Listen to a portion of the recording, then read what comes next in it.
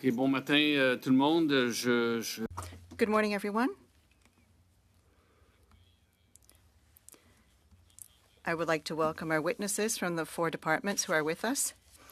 I'll set politics aside and not name each of you because it would take a long time, but we certainly appreciate your being here today on such short notice because you just got the invitation last week. So this is our inaugural session for our greatly anticipated study on the federal responsibility in matters pertaining to fresh water. We will start with some opening statements of a maximum of 7 minutes, starting with a responsible spokesperson for the different departments, starting with the environment. I presume it's Mr. Wolfish who's going to speak on behalf of the department. Is that correct? Yes. You at actually Monique Posé and I saw you at the University of Toronto about a month ago. Indeed. So please go ahead. The floor is yours. Yes, for 7 minutes.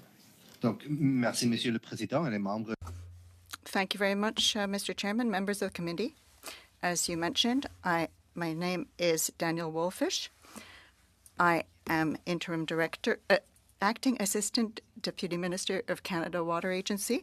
I thank you for taking into account my trip to Winnipeg in order to let me attend this meeting.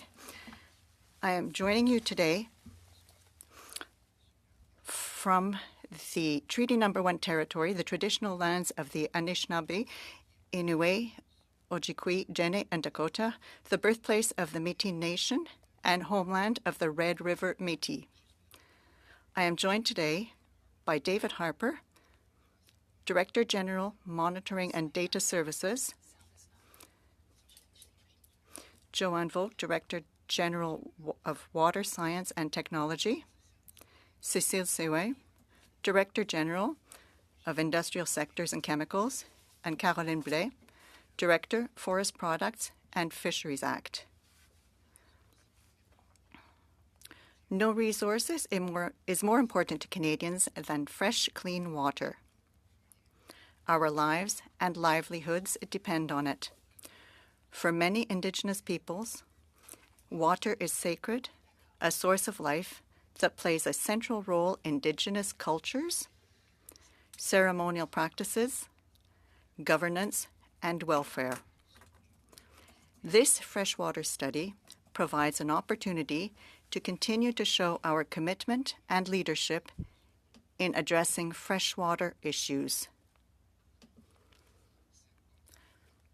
The Government of Canada is committed to safeguarding freshwater resources for generations to come.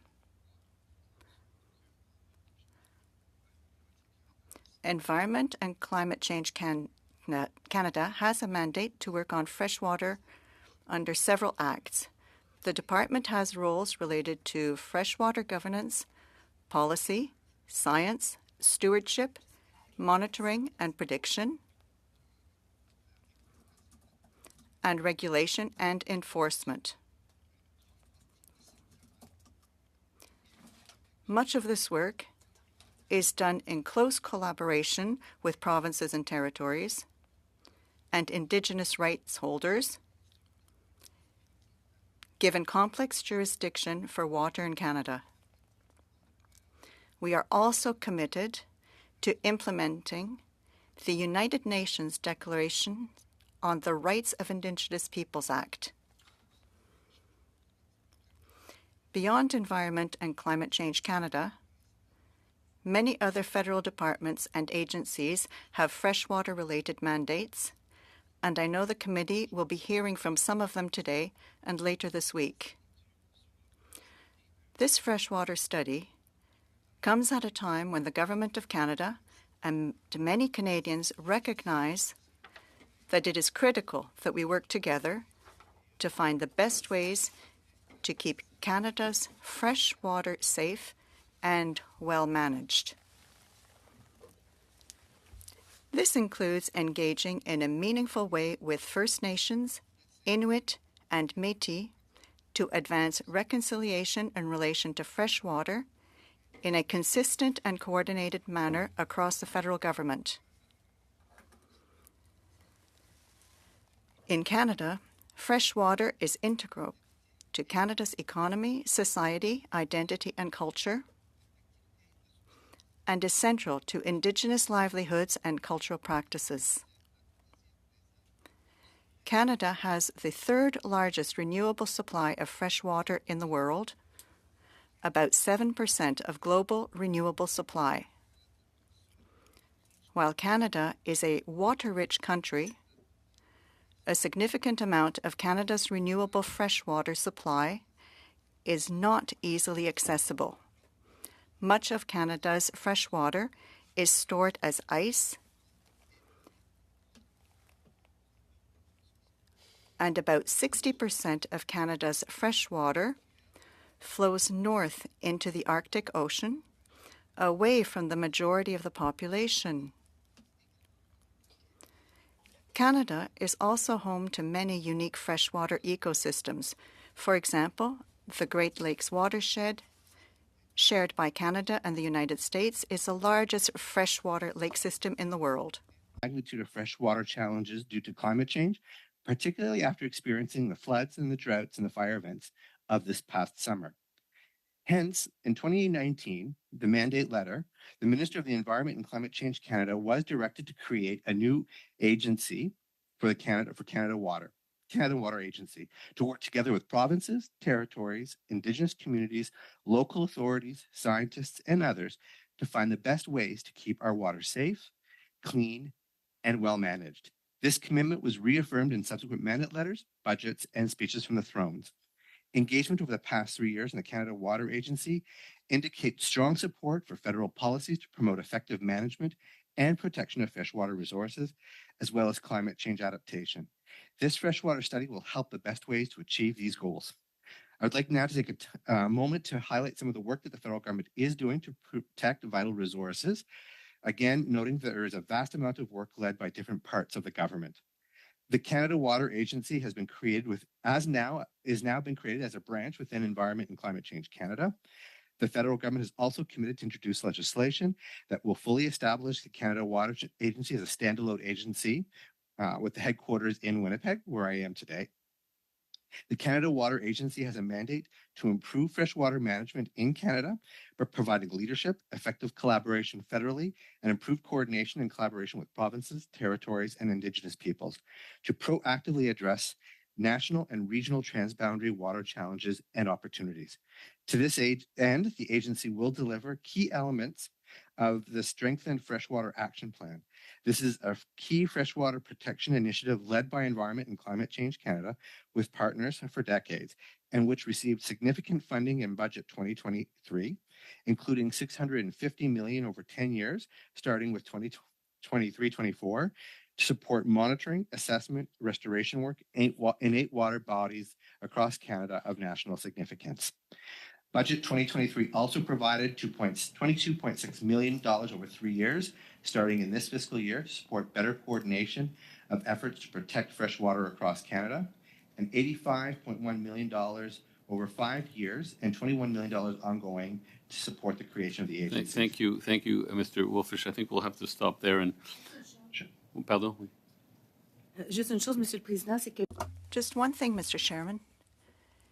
The interpreter said that the connection wasn't very good. I was wondering if we did all the sound tests. Apparently so, yes. Apparently yes. But we will now move on to another witness, and we will see if the sound is satisfactory. Ms. Liddell, I presume you are going to make the opening remarks on behalf of the Department of Fisheries and Oceans. Is that correct? Yes? I'm sorry, I didn't see your name there. Go ahead, Ms. Liddell. Merci. Thank you. Mr. Chair and committee members. My name is Kate Liddell, and I am the Director General of Ecosystems Management at Fisheries and Oceans Canada. I'm joined today by Hilary Oakman, the Acting Regional Director for Aquatic Ecosystems in Ontario's and Prairies region, and she is on the screen joining us remotely. Je suis heureuse de comparaître devant le comité au...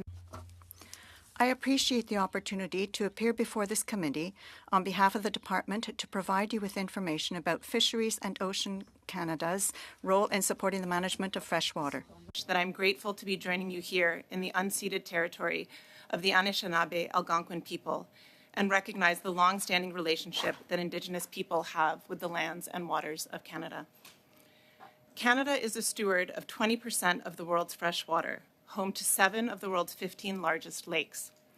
This includes 4 of the 5 Great Lakes, representing 84% of fresh water in North America. Canada's economy and its future growth depend on the sustainable use and management of our freshwater resources and the ecosystems on which they depend.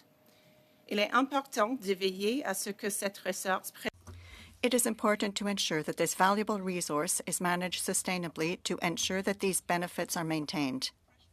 Management is complex as it is shared between the federal, provincial, and territorial governments, and in the case of transboundary waters with international partners such as the United States. Important consideration is given to Indigenous peoples, and Canada's Constitution recognizes and affirms the existing Aboriginal and treaty rights of First Nations, Inuit, and Métis peoples. Fisheries and Oceans Canada is one of more than 20 federal departments and agencies responsible for freshwater management. Pêche et Océans Canada. Fisheries and Oceans Canada is responsible for the sustainable management of fisheries, the conservation and protection of fish and fish habitat, the protection and restoration of aquatic biodiversity, the prevention of aquatic invasive species, and the delivery of science to understand and protect the health of aquatic ecosystems. 2 key pieces of legislation that provide a legal basis for conserving and protecting fish and fish habitat. These are the Fisheries Act and the Species at Risk Act, as well as the aquatic invasive species regulations of the Fisheries Act. I will quickly provide a brief overview of how this works in the Department of Fisheries and Oceans. The Fish and Fish Habitat Protection Program is responsible for administering the fish and fish habitat protection provisions of the Fisheries Act and relevant provisions of the Species at Risk Act and associated regulations, policies, guidelines, and practices to ensure compliance for development projects taking place in and around water. It also provides funding to Indigenous communities to participate in the conservation and protection of fish and fish habitat. Le programme sur les espèces en péril. The Species at Risk program works to implement the provisions for the protection, recovery, and conservation of listed wildlife species and their critical habitats and residences. It also provides funding through transfer payment programs for projects that contribute to the recovery and conservation of species and their habitats, while encouraging partnerships between different organizations. And aquatic invasive species programs work to prevent, control, or eradicate aquatic invasive species. Canada also plays an active role in the development, support, and implementation of internationally coordinated programs in the Great Lakes and other boundary waters. Canada and the United States have a long history of successful cooperation with 10 water management treaties in place.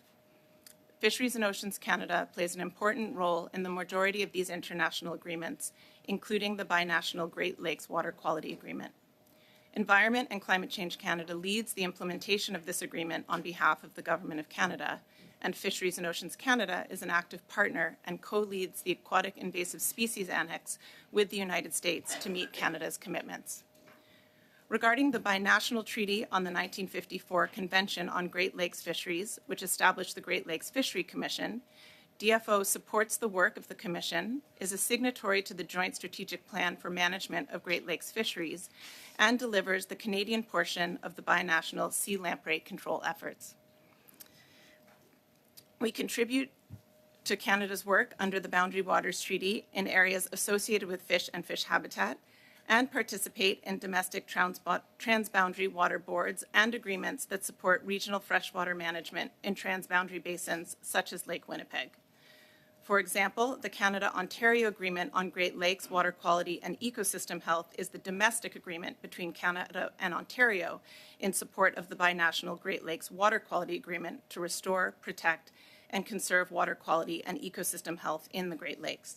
DFO co-leads the Aquatic Invasive Species Annex and supports the Habitat and Species Annex of the Protecting Habitat and Species Priority. Pour conclure, le gouvernement du Canada, notamment. In closing, the Government of Canada, including Fisheries and Oceans Canada, is committed to working with other federal departments and agencies, provincial and territorial governments, Indigenous peoples, and other partners to fulfill its commitment to protect, enhance, and restore the biodiversity and health of Canada's freshwater environments through an integrated ecosystem approach that supports the sustainable use of aquatic resources. And I'm happy to answer any questions. Thank you very much, Ms. Liddell. We'll go now to Mr. Sumit Gera, Senior Director, Canadian Geospatial Data Infrastructure under the Department of Natural Resources. Mr. Gera, please. Good morning, Chair and committee members. First, thank you for this opportunity for giving Natural Resources Canada an opportunity to speak on its role on fresh water. I'd also like to recognize that I am speaking to you from the traditional unceded territory of the Algonquin Anishinaabe people. We recognize Indigenous peoples as the customary keepers and defenders of the Ottawa River watershed and its tributaries. We honor their long history of welcoming many nations to this beautiful territory and uphold and uplift the voice and values of our host nations. As noted, I am Sumit Gera, the Senior Director of Canada Centre for Mapping Earth Observation as part of the Strategic Policy and Innovation Sector in Natural Resources Canada.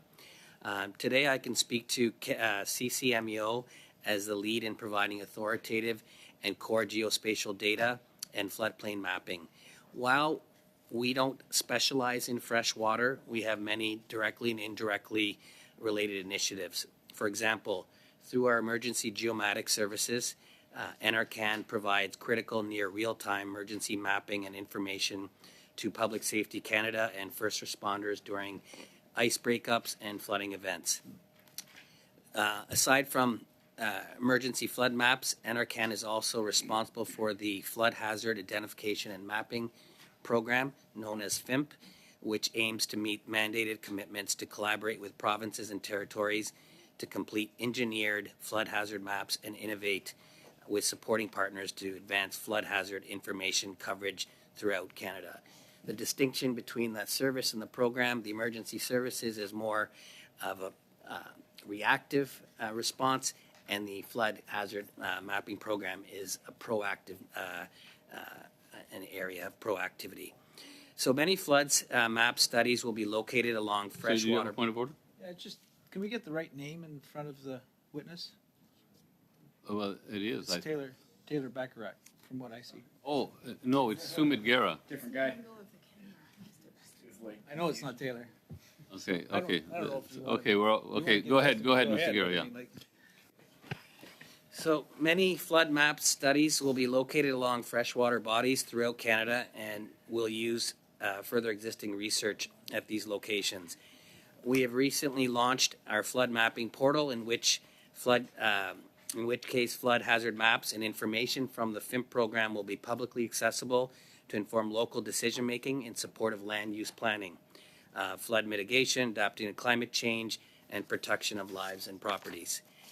NRCan hosts much of its flood mapping data on the Open Geospatial Data Portal, geo.ca, and other foundational data such as the Canadian Hydrospatial Network, which was formerly known as the National Hydrographic Network, provides foundational base data that represents Canada's surface water features such as lakes, rivers, and watersheds, and the connections between them, intended to inform water and watershed management.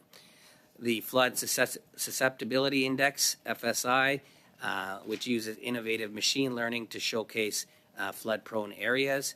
And eventually, we're working on a pan-Arctic wetland inventory map, which will provide a more accurate understanding on the extent of coverage of wetlands across the Arctic using standardized data structure and management protocols. So aside from hosting core data and geospatial layers, tools, and freshwater flood-related research, NRCan also hosts and leads the creation of the Federal Flood Mapping Guideline Series with the flood mapping community and developing flood mapping standards. Notably, CCMEO has long been informed by its work with the Canadian Council on Geomatics and the Canadian Geomatics Accord. The Canadian Council on Geomatics promotes cooperation with provinces and territories and the exchange of geospatial data to reduce duplication of efforts and to facilitate easy access to information for all Canadians. Under the Resource and Technical Surveys Act and the Department of Natural Resources Act, NRCan follows its duties towards completing technical surveys and developing and using remote sensing and furthering the sustainable development and management of natural resources. Work is also underway within the NRCan's Geological Survey of Canada. For example, NRCan has conducted a national level groundwater assessment using regional and national scale groundwater, surface water modeling, and remote sensing technologies. The Geological Survey of Canada is also partnered with Canada One Water, which is a fully integrated surface groundwater model demonstrating water interactions and balances that can be used to inform adaptation decisions. I am also joined by my colleague Sylvain Veilleur, who's online from Sherbrooke. He's the program manager for the Flood Hazard Identification Mapping Program and a deputy director in the branch. We are very happy to support the committee and will endeavor to answer any questions you may have regarding our work. Thank you. Thank you very much, Mr. Guerra.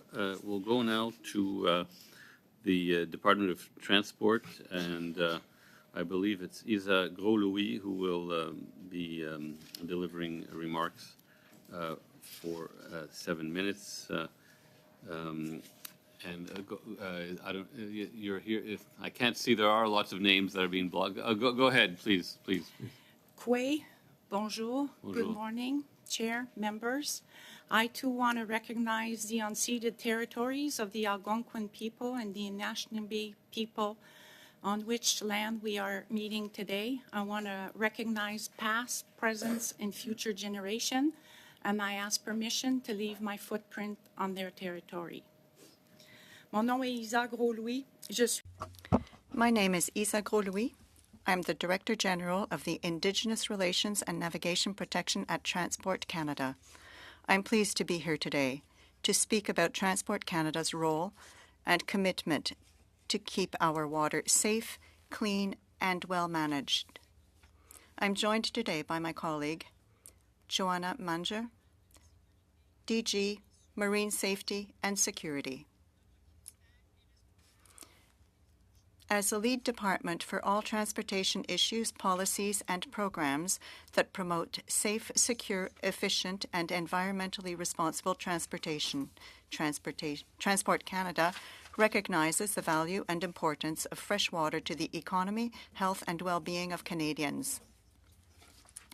To support these goals, Transport Canada administers several acts, supported by comprehensive regulatory regimes, to protect this valuable resource. Overview of this regime. The Canadian Shipping Act 2001 governs the safety of marine transportation, recreational boating, and protection of the marine environment, including bodies of fresh water where shipping or recreational boating activities take place. There's a comprehensive set of regulations in place, the Vessel Pollution and Dangerous Chemicals Regulations, that address vessels' operation that could impact aquatic environments. This includes discharge of oil and noxious liquid substances, air emissions, sewage and gray water, garbage, anti-fouling, marine pollutants, and pollutant substances. These regulations are modeled after the International Convention for the Prevention of Pollution from Ships, also known as the MARPOL, developed by member states of the International Maritime Organization. In addition, the Minister of Transport can make interim orders under the Canadian Shipping Act to implement further protections when priority issues arise, such as the recent measures to address discharges of gray water and sewage from cruise ships in near-shore waters. Under the ballast water regulations, domestic and international vessels are required to manage and treat their ballast water used from safety and stability to reduce the inadvertent introduction and spread of invasive species. These regulations include special protection for our valuable freshwater lakes and rivers, notably the Great Lakes. En particulier, pour ces enjeux, on this issue in particular, Transport Canada is contributing up to $12.5 million to industry-led research and development projects to optimize ballast water technology for the conditions found in Canada. I should acknowledge that Transport Canada and our American counterparts cooperate under the Great Lakes Water Quality Agreement on compatible rules for vessel discharges, notably oil, ballast water, wastewater, and sewage, to ensure protections for one of the world's largest freshwater ecosystems.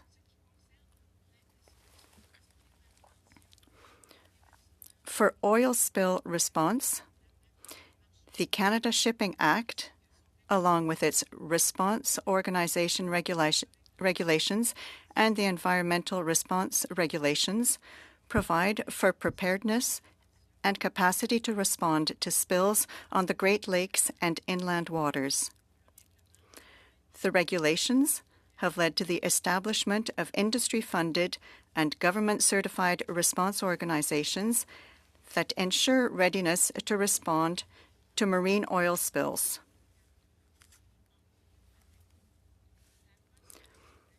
The Canadian Navigable Waters Act allows the Department to take meaningful actions to protect the environment and to safeguard the social and cultural value of all navigable waters in Canada.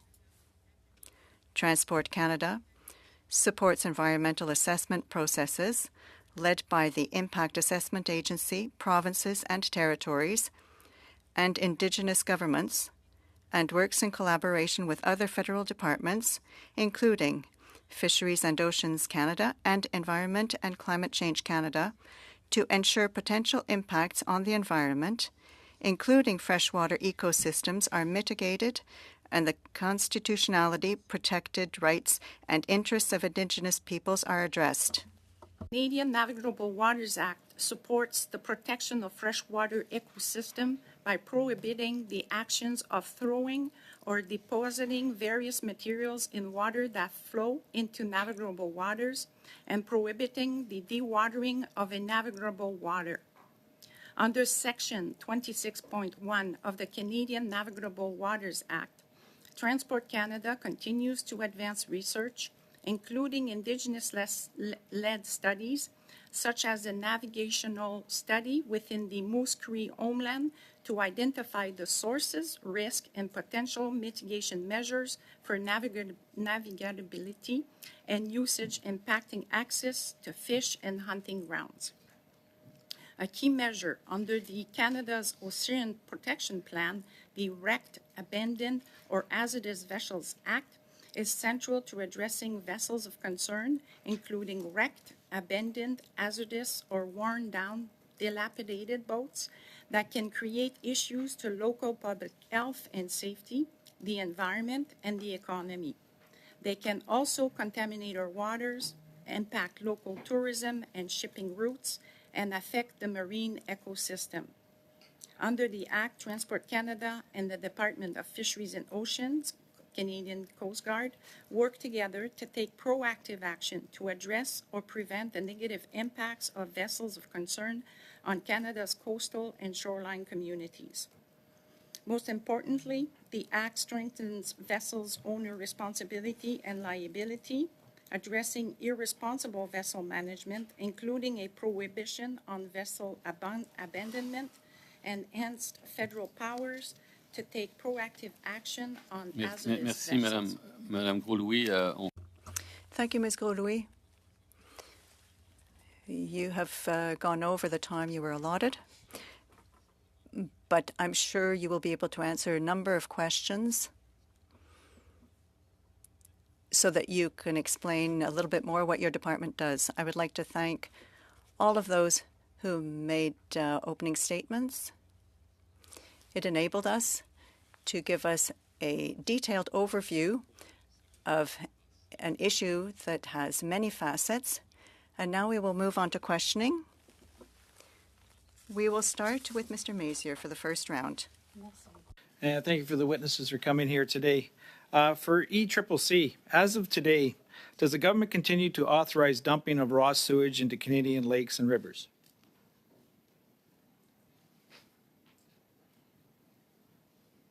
Thank you for the question. And I think the short answer is no, we do not. Is it allowed? Under the current regulations that we have for wastewater effluent release, Which is sewage? no, this is just releases from wastewater treatment and municipal facilities. What are they dumping? I'm sorry, say that again? So what are they dumping? Sewage. They can get an authorization if they need to do construction, repairs, or maintenance on their facilities to bypass treatment for a short period of time. And with that authorization, we can undertake an assessment to understand the impact on the receiving environment, and that mitigation is in place to manage the receiving environment, the environmental impacts of that. So those are the only conditions under which undertreated water, wastewater can be released into receiving bodies. So the answer to the question is yes. You still authorize dumping of sewage. That was the original question, so that's good. That's fine, thank you. How many liters of raw sewage have been dumped into Canadian waterways since 2015? I'm not able to give you Just an accurate, approximate? I don't think I would even be able to hazard a guess of that at this point in time. You have anybody have any idea? Can you table those numbers? We'd be happy to get back to you with some numbers on that. Because you just informed us that you had actually you have to authorize it, so you should monitor how much. It should be there, right? There should be some kind of information the department to be aware of, and you can table that information to the committee, correct? Absolutely. Okay, thank you. So this is for anyone. The Supreme Court ruled that the government's Bill C-69 was unconstitutional because it interjected on provincial jurisdiction. Provinces are rightfully worried that opening the Water Act will also intrude on their jurisdiction. Did anyone here read the Supreme Court's decision, and can they share what they learned from it? So the government doesn't intrude on provincial jurisdiction again with the changes to the Water Act. So I'll start with ECCC. So I'll start with that answer. Okay. And so I'm Daniel Wolfish, and I'm the Acting Assistant Deputy Minister for the Canada Water Agency. And I'll note that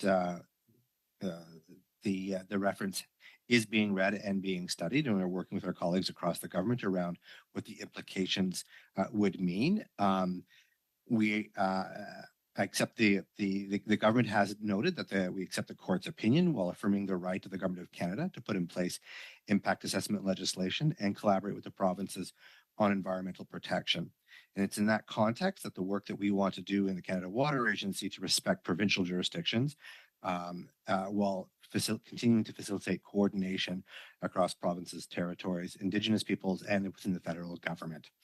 The reference on the impact assessment does demonstrate the need to be respectful of federal provincial framework and constitutional division of powers in areas where jurisdictional coordination is needed, Monsieur including in the Président. management of fresh water. Excuse me just a moment. There's a point of order. Oui, c'est que l'interprète ne peut Yes, it's just that the interpret can't work because the sound isn't good enough. Good connection, so we'll have to stop there, Mr. Wolfish. This is very important issue. For a written response, though, would if you can, I mean, send us a written response. That would be great. Absolutely. Un instant, j'ai Madame Châtel. Just a moment, Ms. Châtel. I have a question myself for Mr. Wolfish. I was wondering if he could work with a technician so that he could get a better connection. La demande a été faite. The request has been made. Thank you.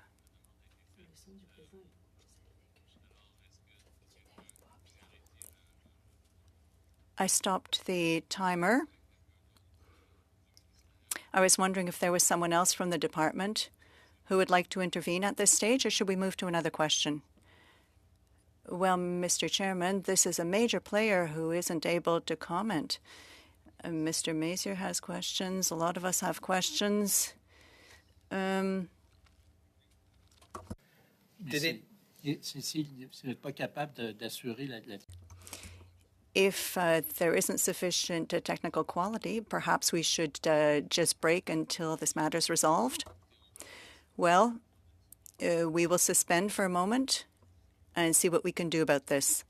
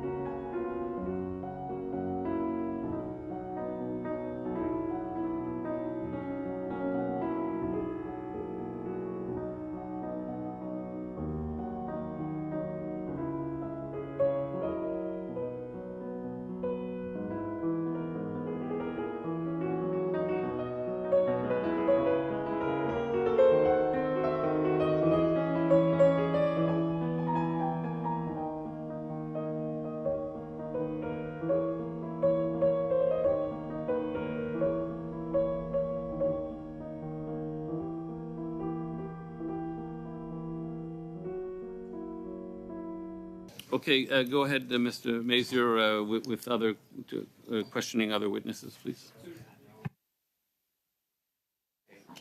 Everybody back here?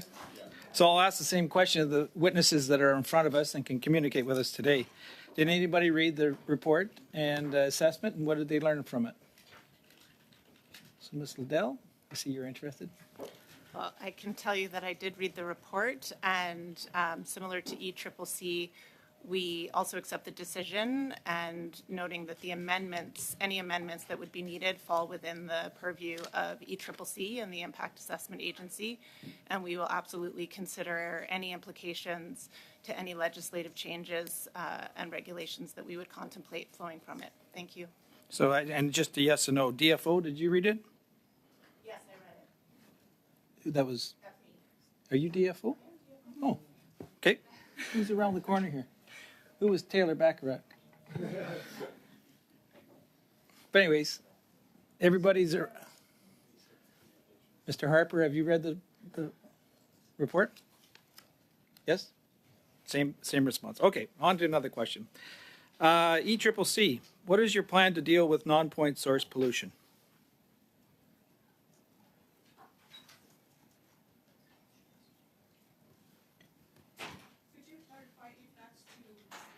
So I'll start with that question, I guess. Can you tell me what you mean by non-source point pollution, please?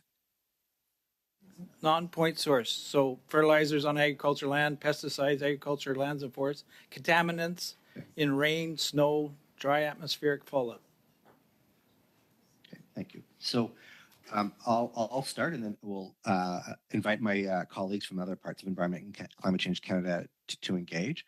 So from the perspective of the Canada Water Agency, part of the Freshwater Action Plan is that we've established 5 freshwater ecosystem initiatives. The purposes of those freshwater ecosystem initiatives are to work with a variety of partners, provinces and territories, and Indigenous communities around understanding sources of. Excuse me, I got a limited time here. So have you done anything? Is there, it's just a plan? We are continuing to take actions through the. So what kind of action? Specifically, one action. So we're working on creating ecosystem initiatives across the country to work with partners on where the sources of pollution can be and how do we can restore habitat. Okay, thank you. Each place requiring its own initiatives and plans. Thank you. This is standing one again. Harmful algae blooms in Lake Erie were much larger than expected, predicted this last year. And a recent report by York University noted that more algae blooms are likely in Lake Erie. Désolé, Monsieur Mazier, là, je déteste. I'm sorry, Mr. Mercier. I was wondering if your question was for Mr. Wolfish. C'est une question qui s'adresse à... Qui peut OK, répondre? parce que la connexion... No, because the connection is La question que je pose en ce not moment, great. Yeah. Which one question is she talking about? Oh, the one you're just asking now. This is Tanywan. Anyone? Okay, yeah, okay. Yeah, because Mr. Wolfish, Okay. the connection's not working, so I don't think we can go back to Mr. Wolfish. How am I doing for time? I'm giving you extra time because of all this interruption, so. So I'll start from the top again then, sir. So harmful algae blooms in Lake Erie were much more larger than experts predicted this last year. And a recent report by York University noted that more algae blooms are likely in Lake Erie. What is the government doing about this? Who here? Ms. Volk? Good morning, and thank you, Chair and members. On behalf of Environment and Climate Change Canada, I'm the Director General for Water Science and Technology. As my colleague Daniel mentioned, we are undertaking a number of ecosystem initiatives, including in the Great Lakes Basin, including in Lake Erie. Specifically to address algae blooms. I can point to action the government took in 2016 to sign a binational reduction of phosphorus in Lake Erie with the United States government. We're currently monitoring on an annual basis the amount of phosphorus flowing into the lake and into the basin to know if it's in line with the targets that we predicted and our ability to manage phosphorus. Thank you. Thank you. Can they table that report, like those annual reports? I'm happy to follow up for members and provide information that is Great. available to you. Thank you. Okay, Thank Mr. you, Chair. Vancouverden. Thank you, Mr. Chair. Thank you to all of the officials for joining us today and for your speeches. If you were able to give one earlier, appreciate all of your insight and all of your hard work in protecting Canada's greatest natural asset, which is not just my opinion, but I believe it's something that we all have to recognize that we're very unique in the world as a country to be the stewards of so much of a vital resource that the world depends on. We're sort of like guardians in that regard. I'm fortunate enough to have spent a lot of time out on the water in Canada, as I paddled a kayak for Canada for many years, and I guess that helped me deepen my profound appreciation for how our built environment can have an impact on the clean water resources that the country relies on. This study is really important to my community. It's part of the Lake Ontario watershed. I was part of the group that advocated for more money for the Great Lakes in the previous budget, and was really proud to see an incremental $650 million allocation for Great Lakes restoration, for the elimination of invasive species, and for the protection of that most vital natural resource. So I have a very basic question for anybody who would like to add a little bit of insight. That's that, we're starting this freshwater study. It's going to be rather lengthy, which I think is important just given how enormous our country is and what an incredible privilege and obligation Canada has to protect this natural resource. But what can we all learn about the federal obligations of the government of Canada with respect to protecting our environment? So what can we know a little bit more about with respect to jurisdiction and our abilities to protect this most vital resource? The question's for anybody, as it's very general. Who would like to take that? I'll add, adding some specific threats to freshwater, some things, perhaps the most significant threats to freshwater from your department's perspectives. What is putting our freshwater system in peril, if anything, and how can we act and legislate to prevent those things from happening? So I could jump in to start, but I'm worried that you can't properly hear me for the interpretation. Qu'est-ce que ne pense pas, Madame poser ça? No, no. No, we're getting thumbs down on that. So, but yes. I apologize. J'aimerais que peut-être. I was wondering if we could study the reason behind this, because with my colleagues, we noted that when Mr. Wilfish appears on the screen, the connection seems good, but the interpreters say that it isn't. So I was wondering whether he's on a different channel or if there's a connection problem. I was wondering if it's possible to make some tests to check that, because I wonder why we can hear him properly, but the interpreters can't. Well, in fact, the system was tested, but we don't see that there's a problem here.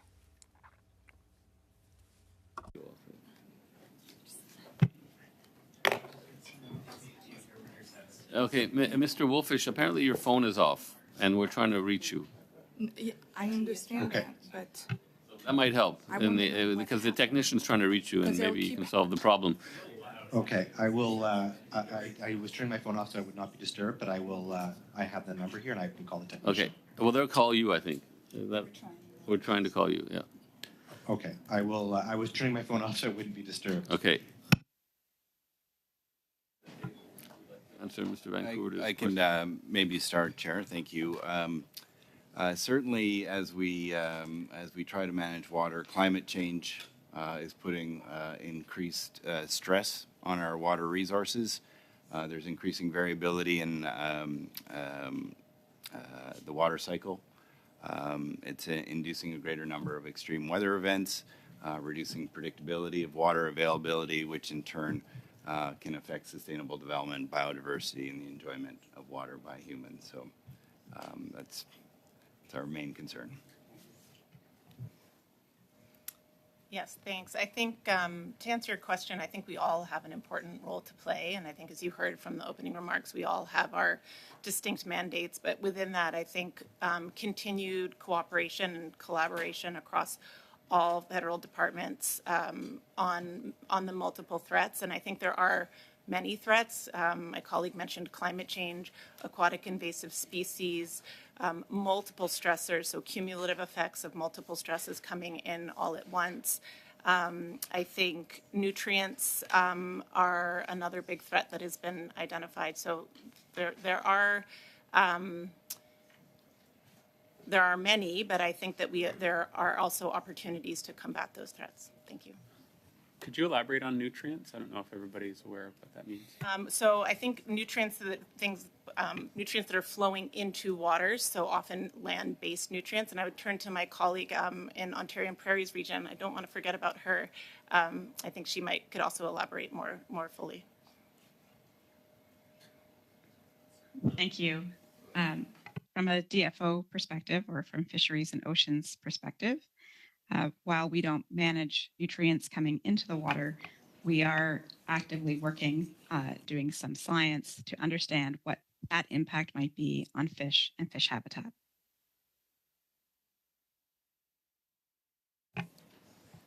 Thank you. Is there anybody else? I saw some people kind of motioning towards it. And, please. Thank you again from ECCC, Science and Technology Branch. Just a quick summary from a science perspective, some of the more important issues, and I would echo my colleague from DFO focusing on the importance of collaboration given the complexity and shared jurisdiction of freshwater in Canada. From a science perspective, certainly climate change is at our foremost as identified by our colleagues. The input of excess nutrients, both phosphorus and nitrogen, is important. Pollutants and toxic chemicals as well as plastics are also important issues as demonstrated by investment from the government in this area. And I would finish by noting just generally aquatic ecological health, including biodiversity loss, would also be another important focus for us. Thank you. How am I doing, Mr. Chair? Okay. Now, beyond, I heard a lot of important comments with respect to biodiversity and habitat, and these are all really, really important. And I'm a big fan of, with my colleague, Mr. Longfield from Guelph, and this One Health approach with respect to looking at climate change from a human health and animal health perspective. So just lastly, perhaps just with DFO on toxins in the food that we eat that comes from the Great Lakes. I would love to hear, about any research that you've seen with respect to how fish are impacted and how our food chain is impacted by pollutants in the Great Lakes. Rather briefly, maybe 15 seconds. I mean, that's Okay. Ms. Oakman. Yeah. Ms. Oakman. So actually DFO, our Fisheries and Oceans Canada, does not have the responsibility to assess the amount of toxin in fish. I'd refer that back over to Environment and Climate Change Canada or the Food Inspection Agency. I don't think we have time to get into it, but it raises an interesting point, which is that there's a lot of coordination required in protecting our freshwater. And there may be gaps in coordination, which is what we're trying to ascertain. Okay, Madame Posé, à vous. Madame Posé, you have the floor. I was wondering if Mr. Wolfish has joined us through his cellular phone. In Winnipeg today and see if it comes It's through. a sunny day in Winnipeg today, and I did change my connection. I'm hoping you can hear me better. Could you maybe talk about tomorrow's weather based on the forecast? I'm hoping that tomorrow's weather will bring sun with the appropriate amount of freshwater rain. How's it looking? C'est bon? If he could have his mic more between his nose and his mouth. It's good. No. No, it's not good. Okay. Is that better? Mic between his nose. I'm hoping that this works better for you. J'apprécie énormément votre patience aujourd'hui. I certainly appreciate your patience today.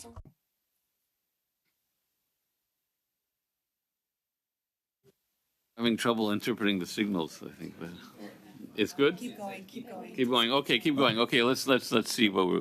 Go ahead. Alors, on va s'essayer, Madame Posé, on va s'essayer, je pense. Alors, j'attendrai de voir les Exact. signaux des On va surveiller les signaux provenant de la cabine. Okay, oui, d'accord. Alors, All right. Let me get back to the question of cooperation, because we know that the Canadian Water Agency was created to ensure better collaboration. Isn't that the case? It was in the motion of 2020-21. We were supposed to study the creation of the Canada Water Agency, and it was created without the committee having studied the matter. I would like to know whether the federal government plans to listen to Quebec, because there are over 60 huge lakes and it has a rich history of protecting that vital resource. I remember that in 2021, the Quebec government had sent a letter to Mr. Wilkinson to say that the Canada Water Agency was infringing on on Quebec's purview. I was wondering if the situation had improved in terms of the relationship with the province of Quebec. Thank you for the question. I will answer in English if you don't mind. But you can continue to ask your questions in French after I've answered. I've been in touch with the government of Quebec. We received their letter around their concerns around the creation of the Canada Water Agency.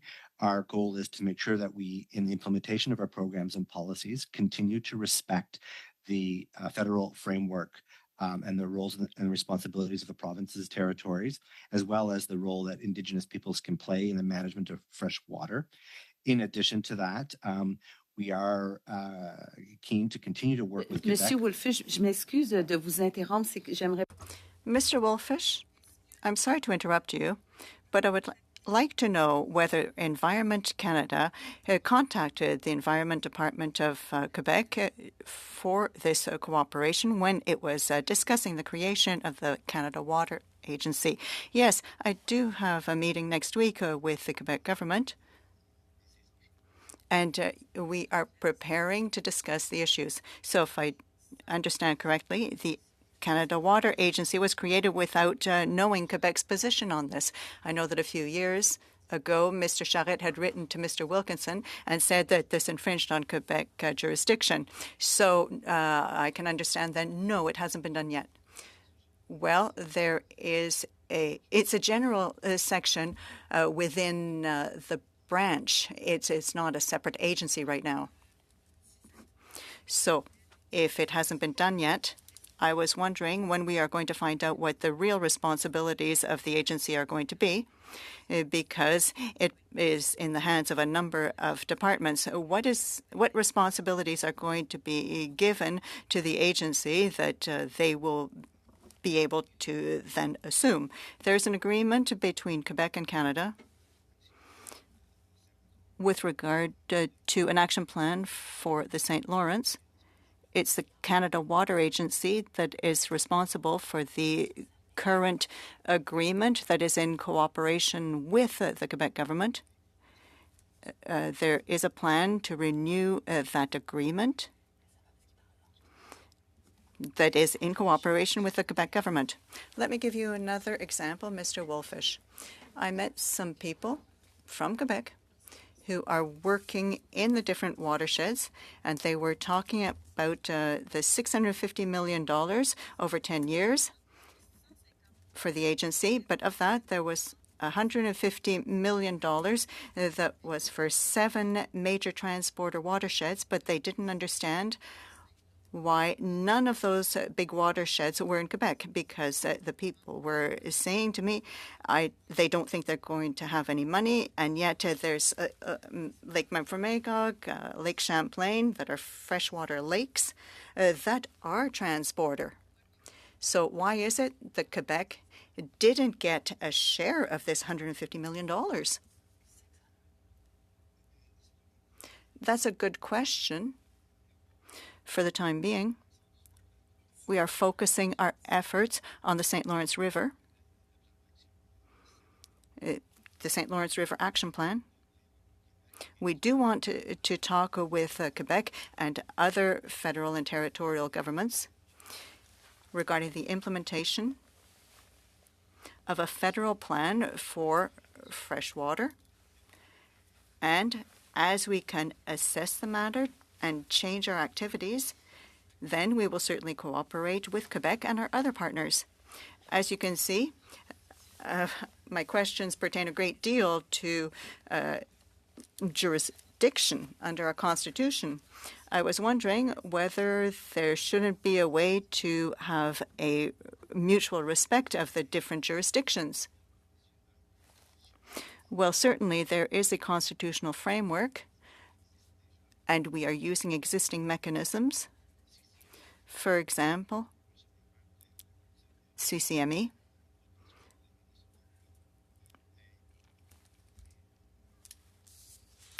And we also want to use the bilateral mechanisms to deal with Quebec and other jurisdictions with regard to the different programs, while at the same time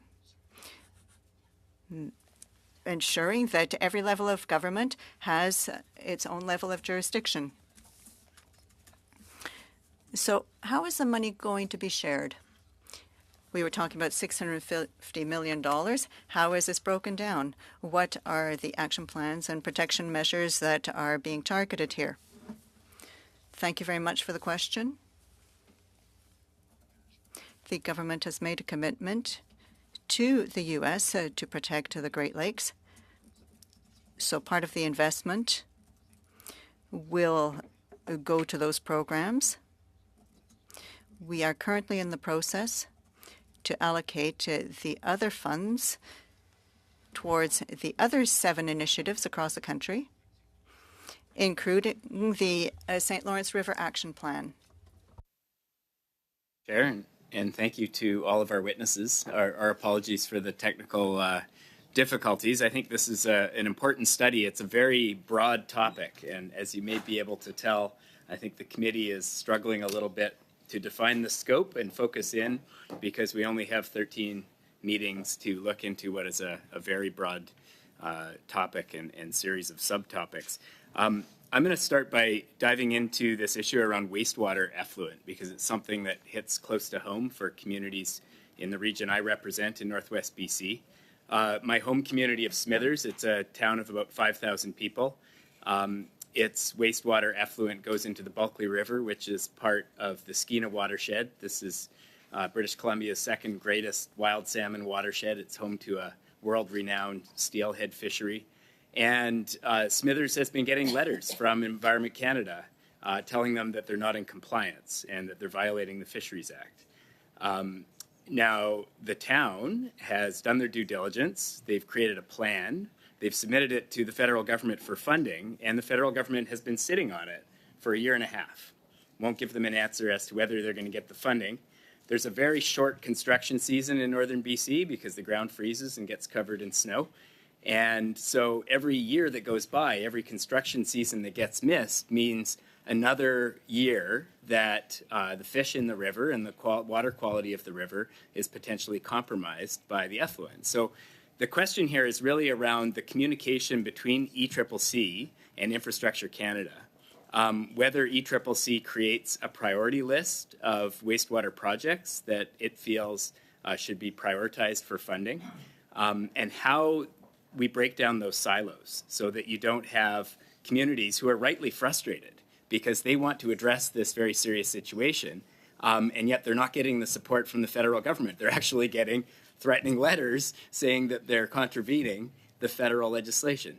So perhaps one of the witnesses could speak to this and help us understand how ECCC works to ensure that Infrastructure Canada gets the money to the projects that are the most important for protecting fresh water in our country. Thank you for that question. I will start, and then I will allow my colleague Caroline Blay to add any details that she's available to add at this point in time. Infrastructure Canada, they have jurisdiction over their budget, so we can be invited to provide input as to some of the projects that they have. But with respect to a prioritization list, I will have to undertake to get back to you on that if one exists, and but it would not reside with us. It would probably reside with Infrastructure Canada. Okay, does Infrastructure Canada solicit input from ECCC as to priority projects or particularly serious situations?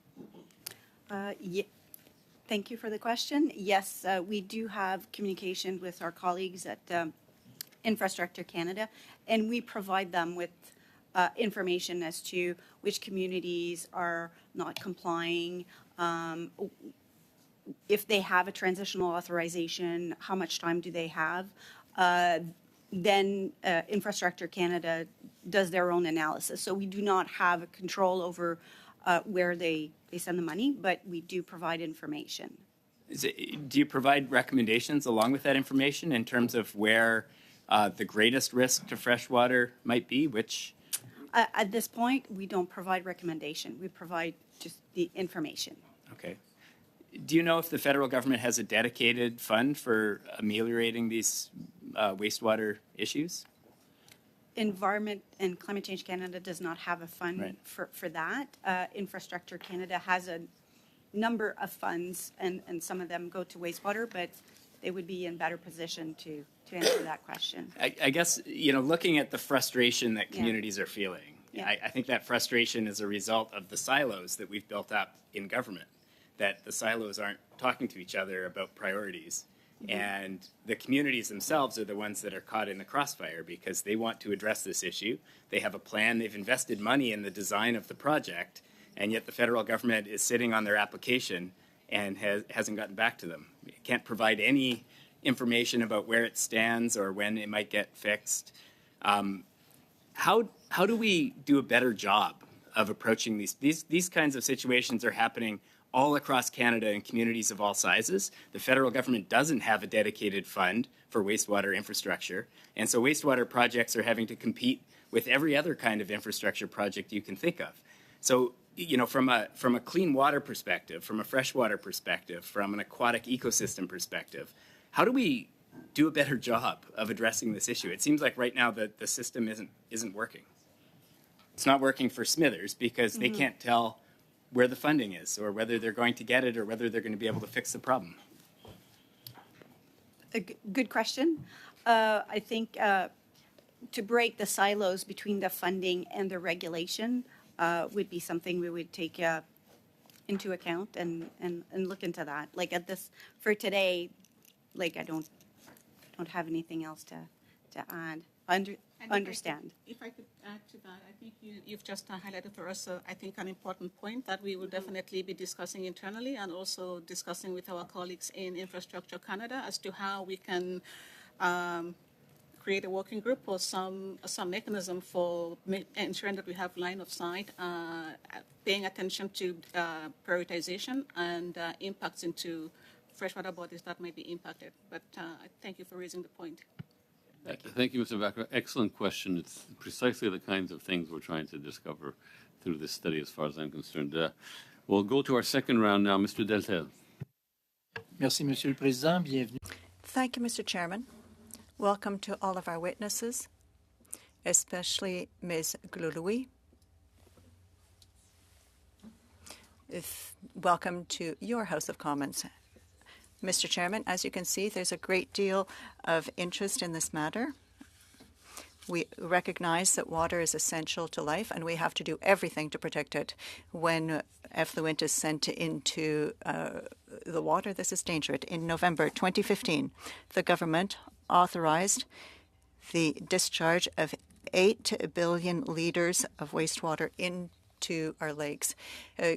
Could there be a scientific explanation that this would not be a danger to public health? Mr. Wilfish? Your mic just a little bit. Sounds good, yeah. Indeed, but since the question referred particularly to wastewater, I think that Cecile, who's at the table, will be best. Perfect. Sorry about that. Yeah, sorry. Go ahead. For us? So first of all, I want to go back to 2015. You're correct. There was an order that was signed by the minister then.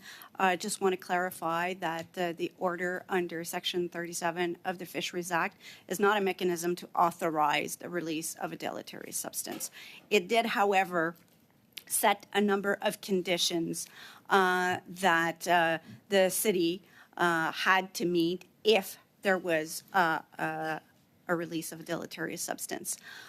There was a panel that was set up before that final order, and there were 3 academics that looked at a number of information, including impact on fish, impact on flora, because there's a lot of plants that are used by indigenous groups. Madame Blaise, Monsieur le Président, j'ai un autre. If you don't mind, I have another example of something that happened in my region.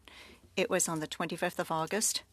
We learned that in the second week of July, 760 million liters of wastewater were poured into the river, and there was no authorization given. When that happened, André Bélanger, a citizen, said that it was a major issue. There was an expert in biotechnology from the University of York said that there will be negative effects on the river for years to come. Why does the government authorize such measures that could have a very negative effect in future years? Just a moment. I want to clarify this. You're saying that there was no authorization. Is that correct? Because sometimes I was wondering, was there authorization or not? I was talking about a specific example of Montreal, but I thought that's what you were talking about. Now, for that example, those systems are covered. This was for Agri-Québec. Those measures are governed by the government of Quebec. There is an agreement between the federal government and the government of Quebec whereby a federal regulation doesn't apply. It is a provincial regulation that applies. So for that example, the federal government did not have to provide any authorization, and that discharge was covered under the general prohibition under the Fisheries Act. But effluent contains pesticides, contaminants like plastic, there are pathogens and other harmful substances that could end up at the bottom of the river. Mr. Chairman, I would like to make table the following motion that the committee report to the House that the first environmental act by this Liberal government was to approve the dumping of 8 billion litres of raw sewage into the St. Lawrence River, and that the committee agrees that the dumping of wastewater into our waterways goes against Canadian efforts to promote clean water. There was a notice of motion given last Friday. We are fully aware of the fact that water is extremely important to our ecosystem, but when there is the dumping of billions of litres of raw sewage into our waterways, it has a negative effect on the population and those who might consume that water. It's no surprising that major researchers, such as from the University of York, can have that major impact for years. It can also have consequential effects. It can have an effect on our food chain supply. It can have negative impacts on humans and animals. Our committee is looking at water management. This is a fundamental issue. The federal government gave its accord for the dumping of 8 billion litres. This was many years ago, and as the motion says, we're talking about the first environmental act by this Liberal government, and that is why we are tabling this motion. All right, I'm just going to take a short break because I'm discussing the matter with our clerk.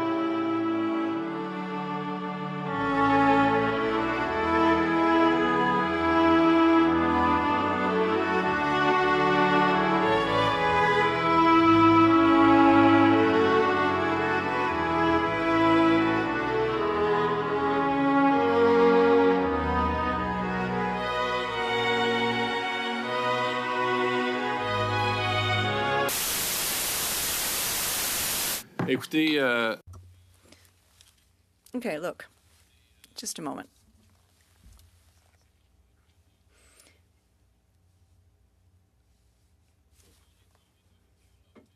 We're back here. All right. Here's the gavel. All right. We are debating your motion. It's your right to table it. But the tabling of this motion is really going to take away an hour of our meeting, so I'm going to add an hour of meeting.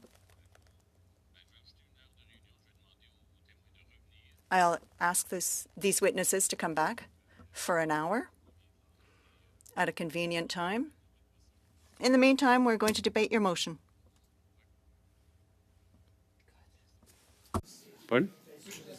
I don't think it's going to happen. I don't think it's going to happen. But that's what I'm going to do is I'm going to, since we've interrupted the meeting, which is Mr. Deltel's right, and quite frankly, I think it's an interesting debate.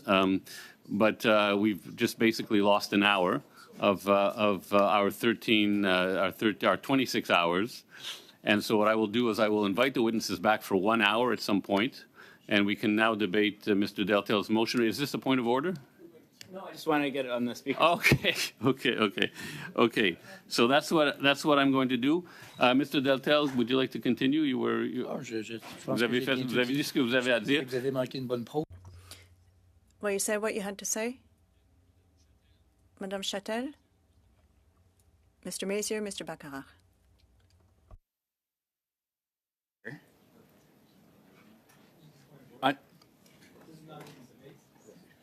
This won't be debate. Well, you might. Yes, go ahead, Mr. Baccarat, on a point of order. If we could not dismiss the witnesses until I agree. We should not dismiss the witnesses, but this is, as I say, we're carving out time here, and we're going to make it up. We're going to make it up. So, but please remain with us because we could have some questions. It's a very important topic. Madame Châtel. Merci, Monsieur le Président. Thank you, Mr. Chairman. I certainly appreciate the motion that my colleague tabled. I'm a native of Montreal. I grew up with the St. Lawrence River, and I know how important the river is. Everybody knows that it really is one of our jewels. It is extremely important to protect it. I know that a lot has been done over the past few decades to protect our rivers, our lakes. In fact, I see an increasing number of beaches opening up. But I'm also concerned about some issues, and I'm wondering what can be done. Because let's not pretend here. We have a responsibility to leave to our children some cleaner aquatic environments that we have now. And that is why this study is so important. To get back to this, as I said, I'm a native Montrealer. I saw in 2015, in fact, it started in 2014, this whole story of wastewater being dumped into the river. All Quebecers are concerned about that and affected by it. I can understand that it was a Quebec decision. Here's my question. If the authorization had not been given to the City of Montreal in 2015, what would have happened? Point of order, please. Well, I don't understand what's going on here. Well, we're debating a motion with the witnesses present? Yes, because it could be questions. Well, this is the second time we're talking about an authorization going back to 2015. Ms. Blais, if I'm not mistaken, it wasn't an authorization? Well, in answering your question, it may pertain to this. Well, when the Quebec government, the Quebec Environment Ministry or Department had authorized the City of Montreal, well, no, not even, well, maybe Ms. Blais can answer.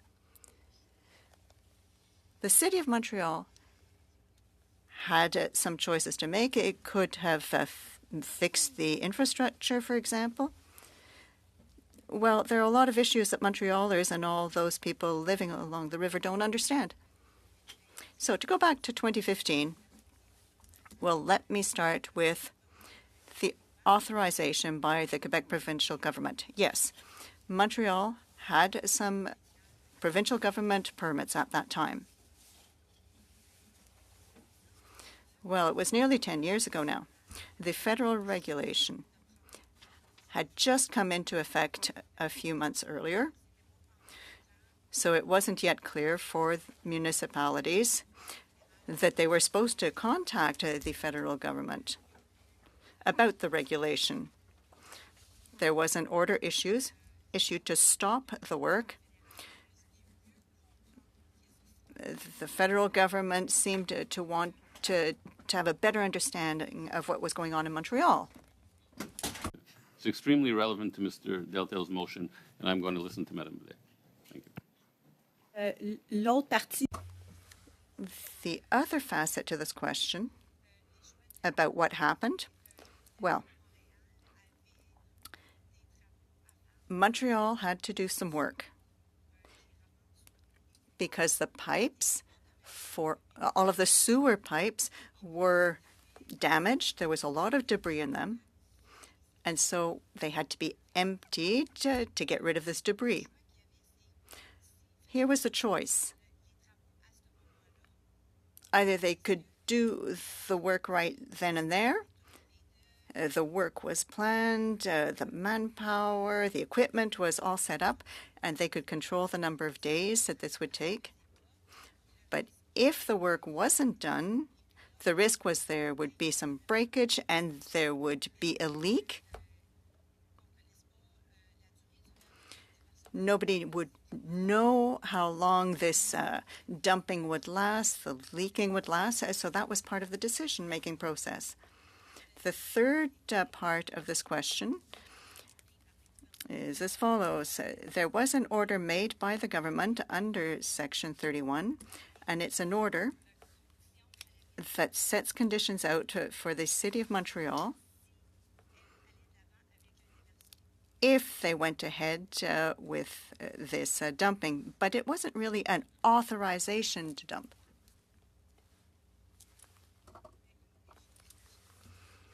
One of the things that I would like to know is the following. The department modified the regulations on wastewater in order to allow for some repairs of some of the sewers, as you said. Could you explain why the regulations were amended and the current status of the regulations? Whether we want to have the motion or not, if we're all in violent agreement, let's have a vote on it and let's continue on with interviewing our witnesses that were here today. Well, I think it doesn't matter if it's relevant or not. This is a committee discussion. Yeah, but when we're discussing a motion, there's no time limits. So, Madame Châtel can take... We're supposed to talk amongst the committee members, not with witnesses that happen to be here from the No, I think street. the witnesses can allow us to make a more informed and enlightened decision. This is why I want them to stay. But I'm not... Is this a point of order? It's in response to that. Well, I don't think I can entertain a response to Mr. Mazier's point of order, and it's your right to raise a point of order, Mr. Mazier. I acknowledge that. But Madame Châtel, just if you could finish with Madame Blais, and then we have Mr. Mazier, Mr. Bachrach, Madame Posé, and so on. So, Merci, Monsieur le Président. Écoutez, Thank you, Mr. Chairman. I have just one last question. I would request your patience because I would like to understand the nature of the motion that was tabled. Well, since Mr. Mazier, I'm sorry. I'd like to ask the clerk, what's the standard process for debate on motions?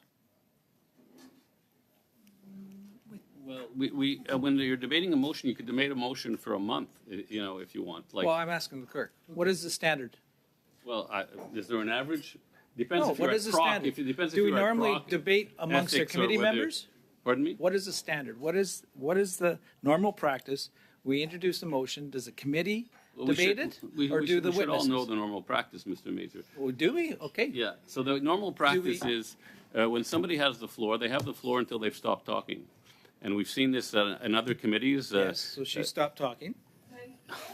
On a point of order. On a point of order, Mr. Mazur. So I'm going to move on now to Patel.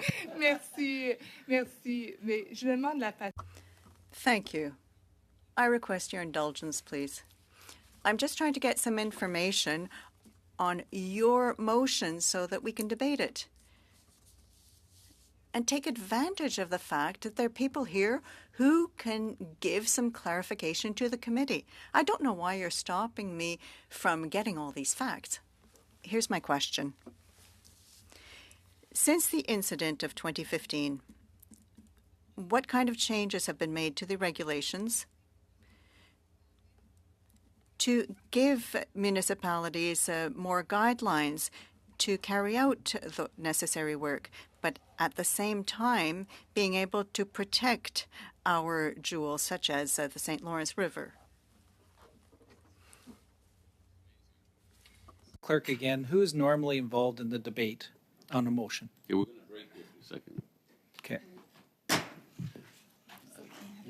You can keep officials here for a motion.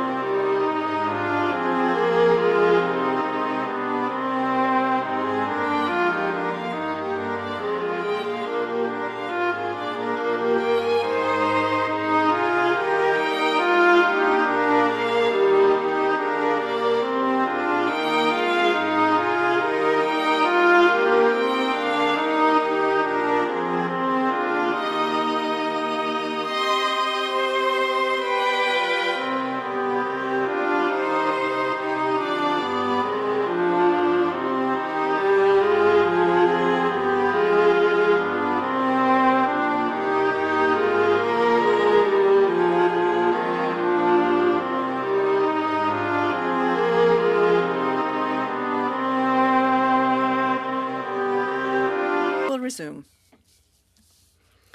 Perhaps Ms. Châtel could conclude so that we can then give the floor to Mr. Messier, Mr. Baccarat, and Ms. Posey. We certainly have enough material here until 1 o'clock.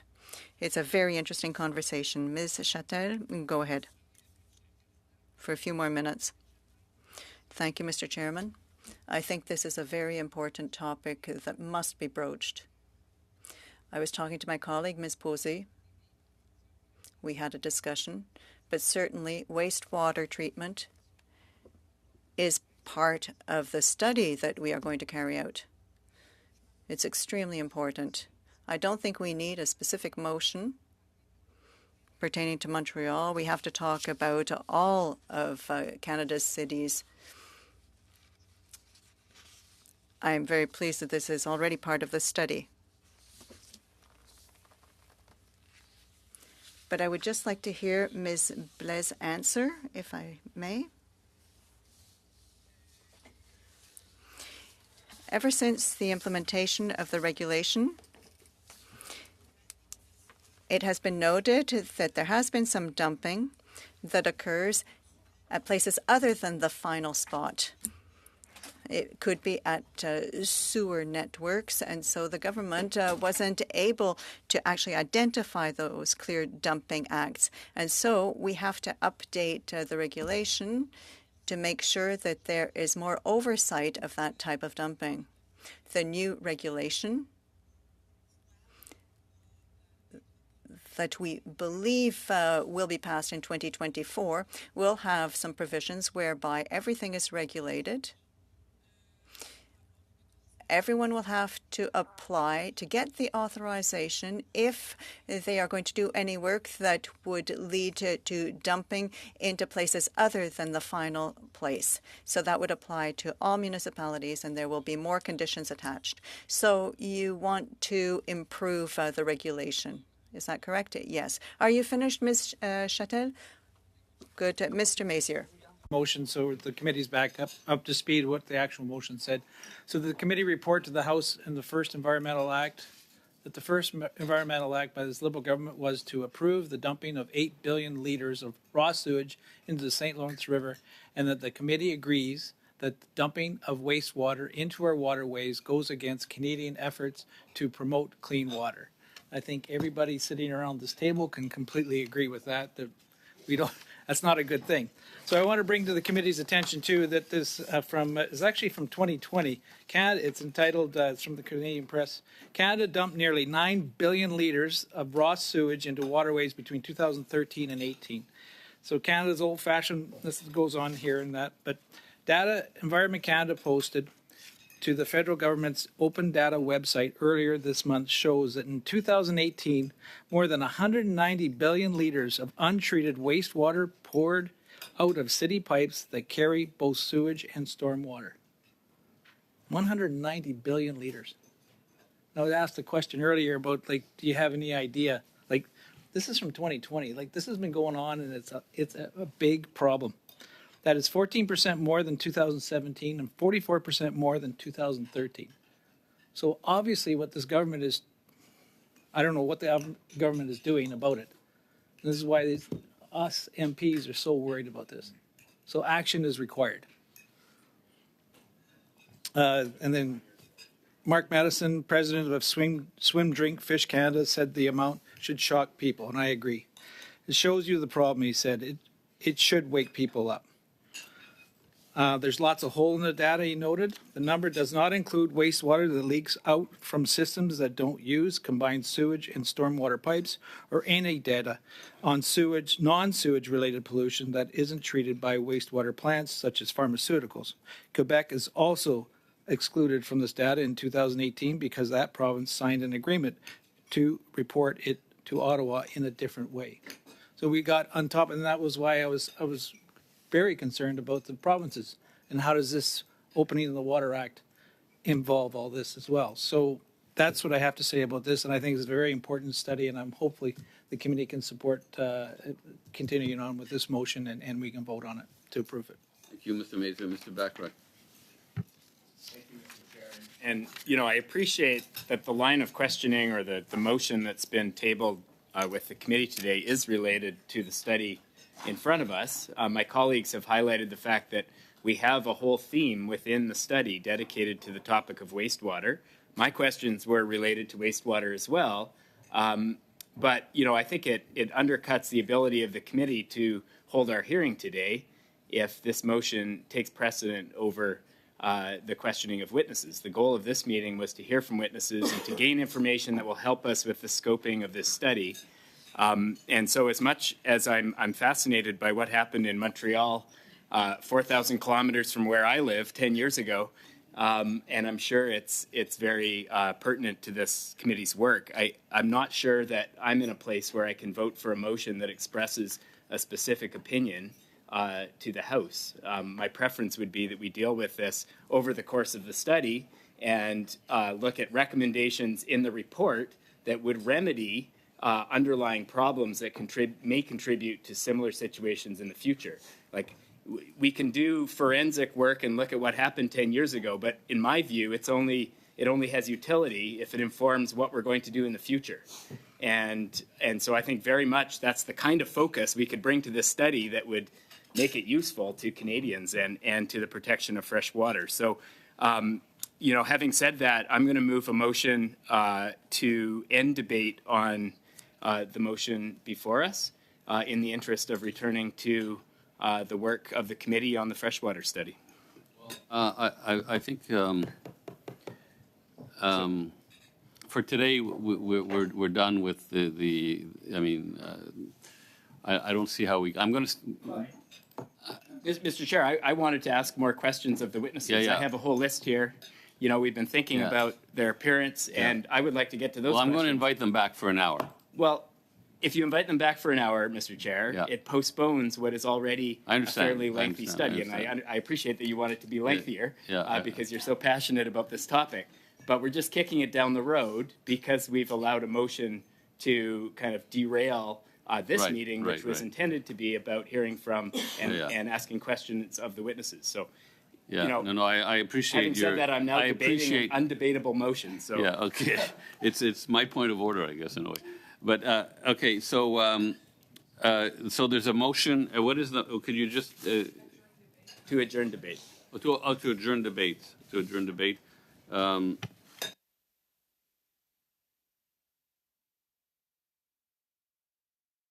Okay, so we but it's dilatory. Okay, so we'll have a vote.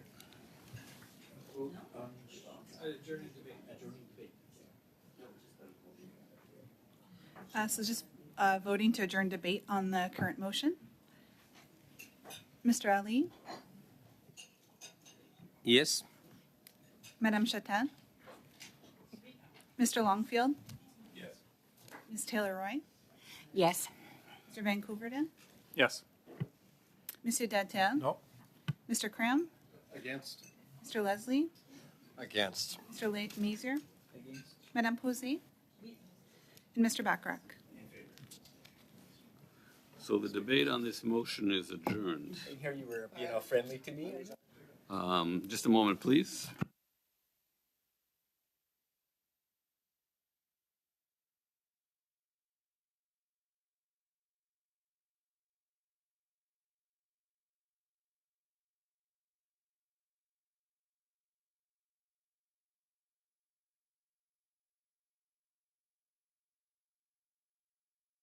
I'm still going to invite the witnesses back for an hour because their last hour was completely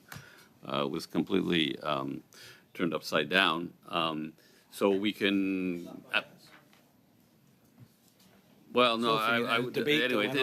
Everyone exercised their rights. So there's no recrimination for anybody. So the point I'm trying to make though is that the last hour was not productive and it did not conform to the aim of the agenda that was circulated to members. So I will invite the witnesses back at some point for 1 hour of questioning.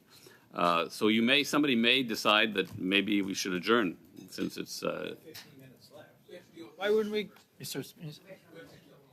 Right. Okay. So we'll Well, yeah, that's right. So I thought, okay, so we'll go back to the motion I had, Madame Posey. Mr. Chair, Yeah. just to be sure where we go, le débat qui a eu cours tout à l'heure, je me permettrai de ne pas.